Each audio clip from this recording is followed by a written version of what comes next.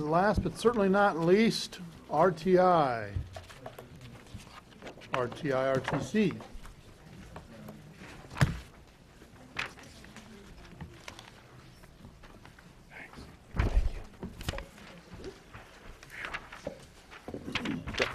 Okay, thank you again for this opportunity.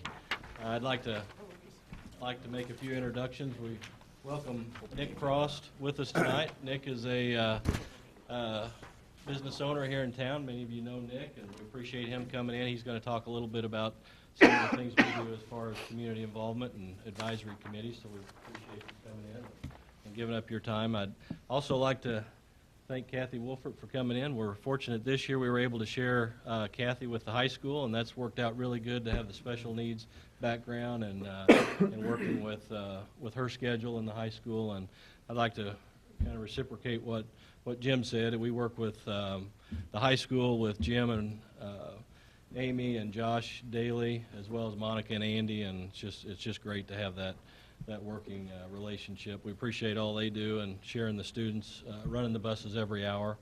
Mr. McCarthy is new to us this year. This is his first year. We welcome him to RTC as assistant director here, and this is Mr. Chapman's fifth year as assistant director at RTI. So,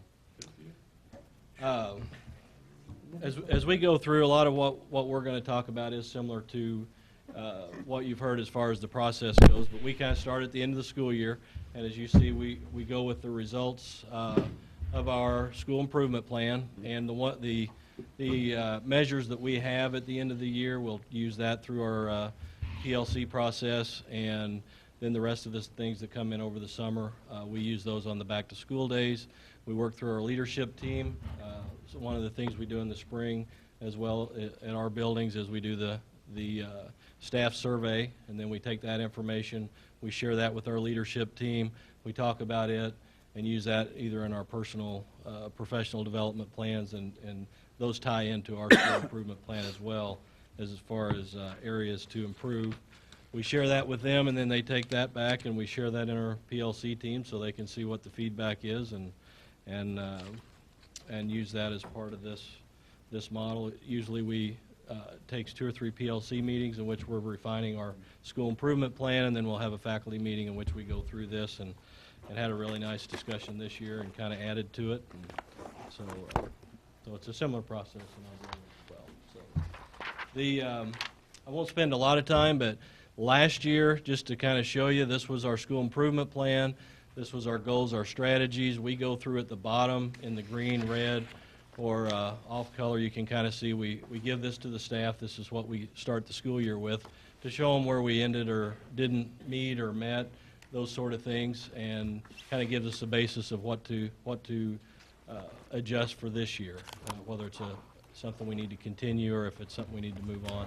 Some things are constantly in progress that we're working on. If there's something that's not met, we look at it and see how we need to adjust to do that. So not going through all those, but be glad to try to answer any questions if you had any questions with that. But again, that's kind of how we finish up last year. And a lot of these things move on into our plan for this year. And similar to what you've seen before, and you've got with you this year's placemat, in which we intertwine what we do in with the CSIP. So you can see those strategies that we do that hopefully help the district meet their goals with it. The flip side of your page then is our school improvement plan for this year. One of the things that we work through a lot, especially over here at RTC, is high quality patient care. And Anthony, if you can click on the patient photo, you can see we've had a few. The other one, yeah. So in this building we do a lot of things, but you can tell we get a lot of good help. You know, that's very high quality. That's a rerun. Thank you. That one's going to haunt you till the end. We are involved. We are concerned. We are elected. How'd you lose your patient then? She was dead when we got there. That's right.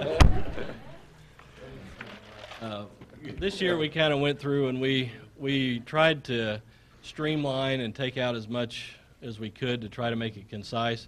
We got it on one page. We found that the staff really actually read it more when we went through it and had more interaction, and people seemed to read that. So this worked out good for this year, but our first goal is implementing effective recruitment practices while delivering high-quality and career tech ed programs. So our one strategy is to expand and enhance recruitment. So we're just going to take the last 4-year average, and our goal is to grow by 2%. Also, we're in the works of working up a pre-entrance assessment for the trade and industry adults.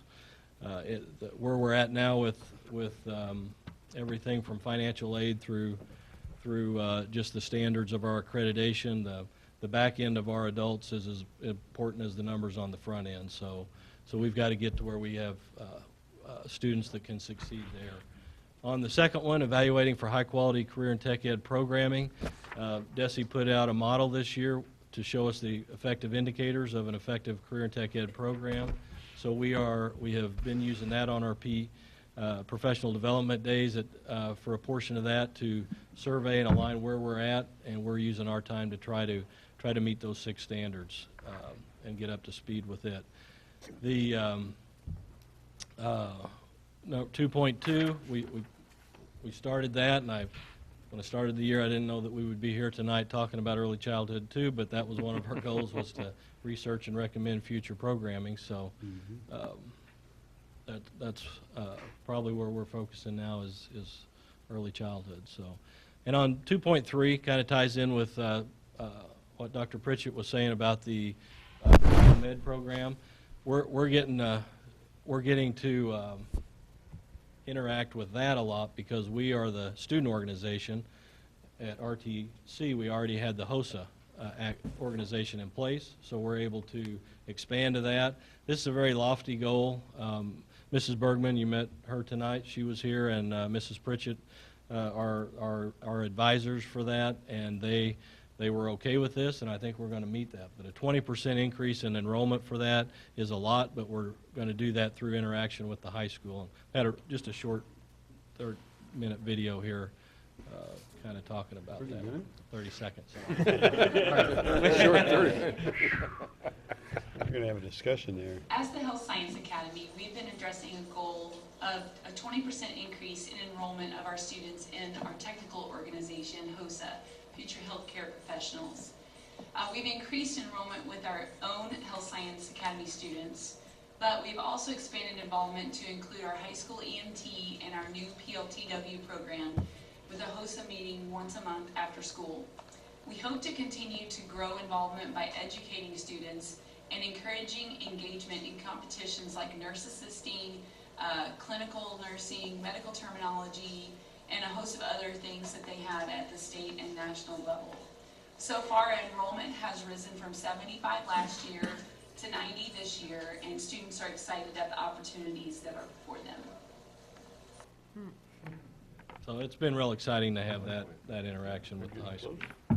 Another big thing that we do with on the placemat talks about the community and advisory component. That's unique to us. All of our programs have an advisory.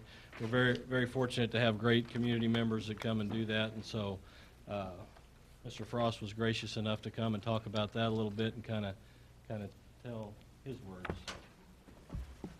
Good evening. Thank you for having me here tonight. My name is Nick Frost, and I'm proud to say that I finished at the top of my class, RTI graduate in 1985.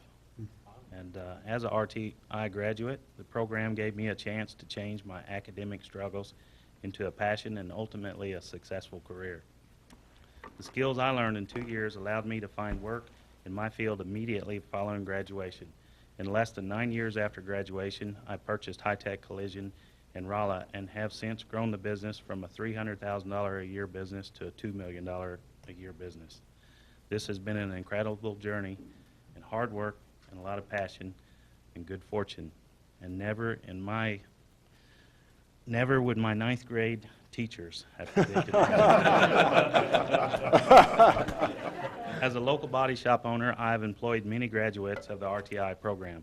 I trust that they will come prepared with skills and realistic understandings of how to function in a busy auto body shop setting.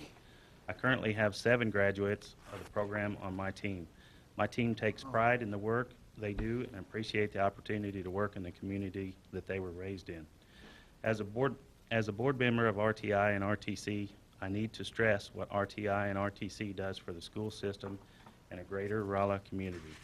RTI programs keeps kids in school that otherwise may drop out, provides young adults with employable skills, and improves the quality of our local economy.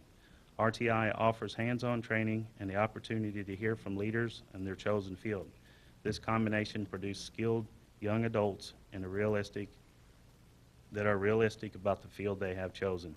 I frequently speak to the student body here at RTI, and it's critical that we continue to train skilled workers that want to stay local and grow their families here.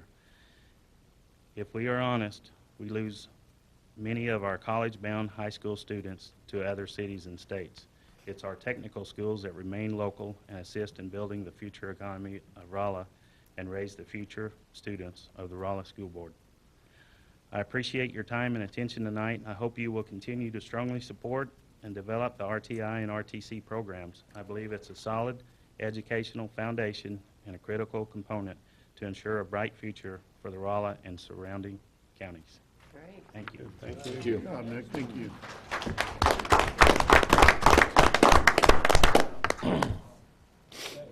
Thank you, Nick. Anybody have any questions about Goal 1? I'll turn it over to Mr. McCarthy, but anything you can answer about that? Okay.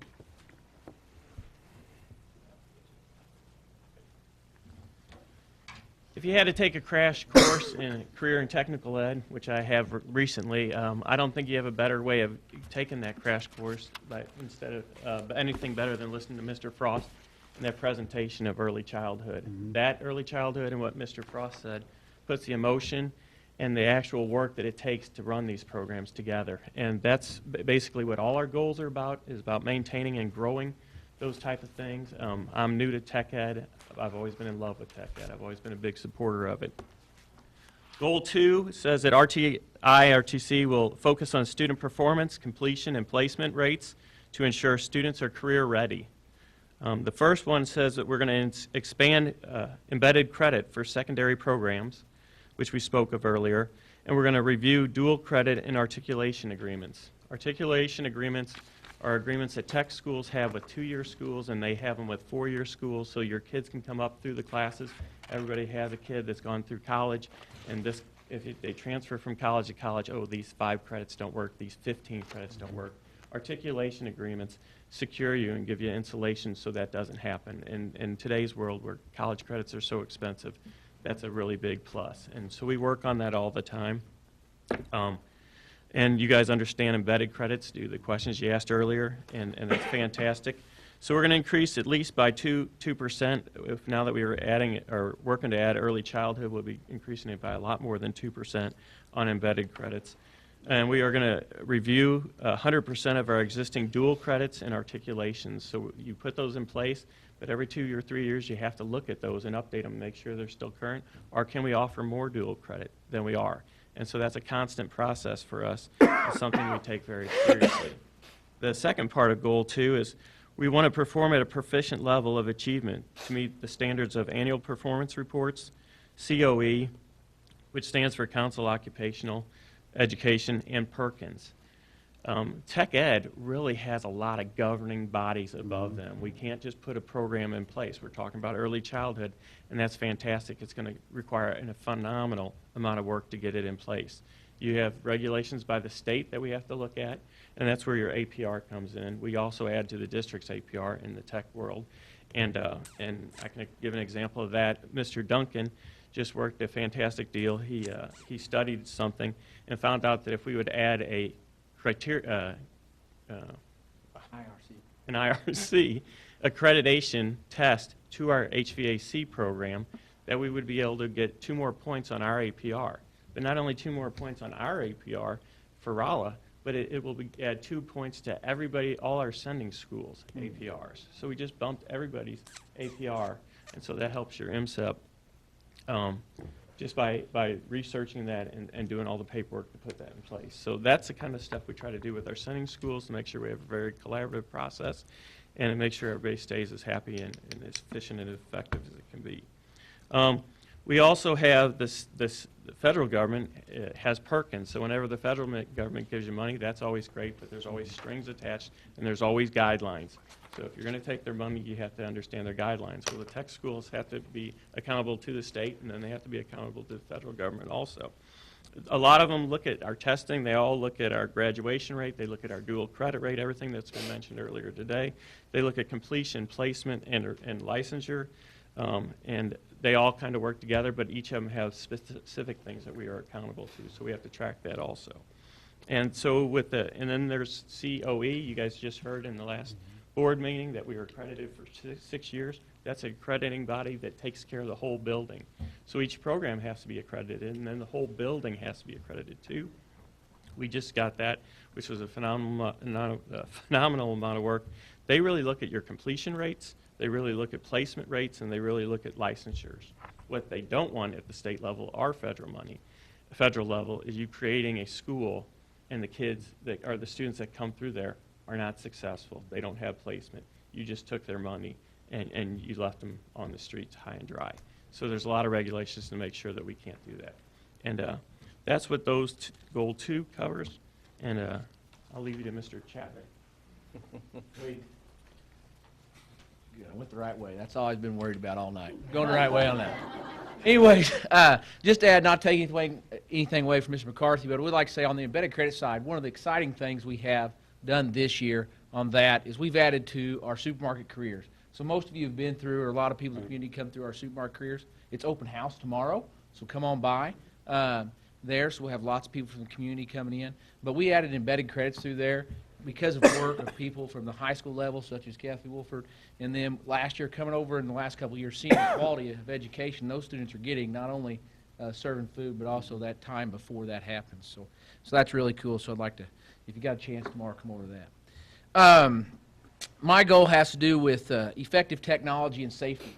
And a lot of times we see in different programs and stuff, they talk about technology and iPads and laptops. We have those at RTI, of course. We also have Macs, and we do a lot of graphics and things like that. We do. But our technology kind of is different sometimes.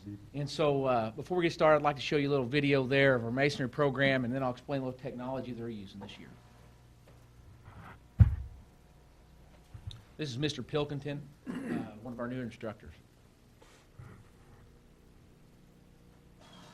Hello, I'm Mr. Pilkington. I'm teaching the masonry class here at RTI. The scaffolding you see behind me was purchased with the enhancement grant that we received last year for new equipment. And this is one of the purchases we made, which the scaffolding is a much safer system than we previously had. This is exactly what they'll be using in industry when they leave this program.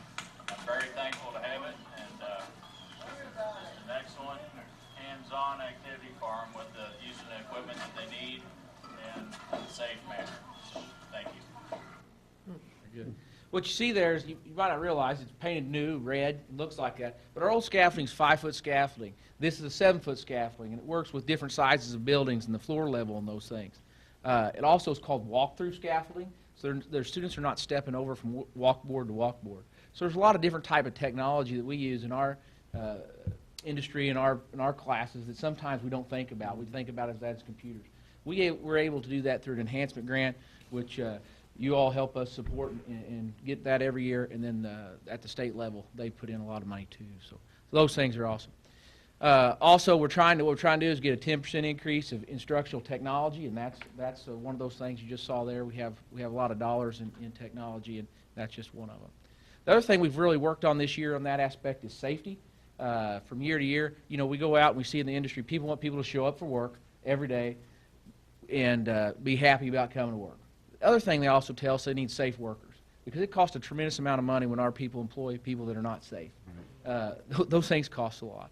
So we need to instill that in our students. As you saw in that video also, we have hard hats on all of our people on construction sites.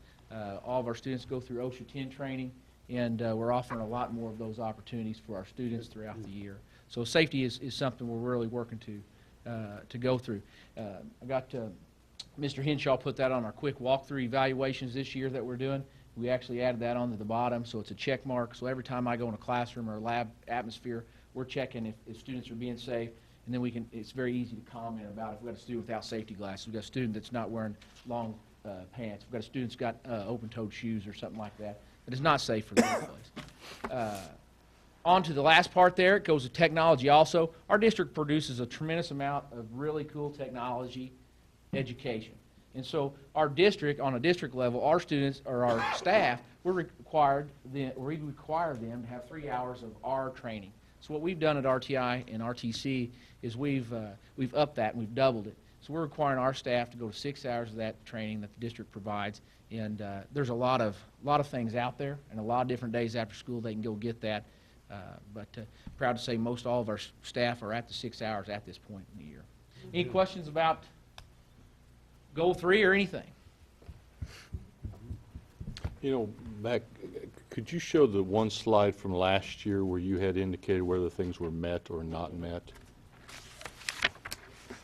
We've talked on the board about things. Is that There was 3 goals. That one. just any one where you indicate from last year? You know, we've talked about, you know, on the board about how this would be helpful, a helpful place to start each year's school improvement plans by seeing something like this from each school, listing the previous year's goals and whether they were met or not met. Because I'm sitting here listening to your goals, and it's like, I can't remember how this compares necessarily to what you said last year. And so something like that, And I kind of think that second bullet, for example, says not met. That was trying to measure recruitment. So we get kind of wordy and we keep trying to do that, so that's why this year it's just 2% increase. Right, and see right. what we're gonna- So I wasn't necessarily commenting on you specifically, but just in general for us. Good point. That I think this would be good for us to receive each fall before the schools can present the new plan. So, We appreciate all the support. It's always, our teachers do too, and I know these guys, Mr. Chapman, if you drive by in the evening, you see the parking lot full, a lot of RTI.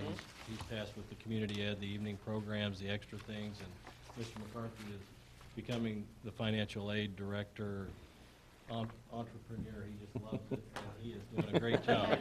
He's eating it up. So we work a lot with, Mrs. Gorman is great to work with. I know there's a lot of things come through on the funding and with the financial aid, but it goes real smooth.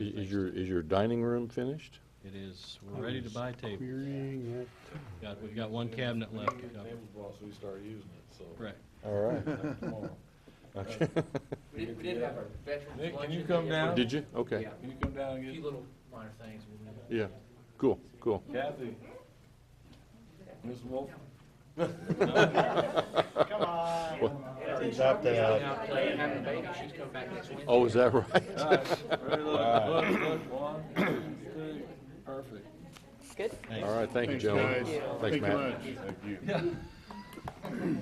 Similar body composition, Tony. Think you could